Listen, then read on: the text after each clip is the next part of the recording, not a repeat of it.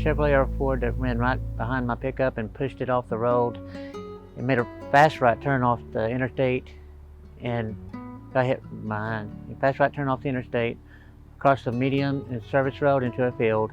Then I got injured on my left eye, and the neck, it sprained my neck really bad, and I went to get everything checked.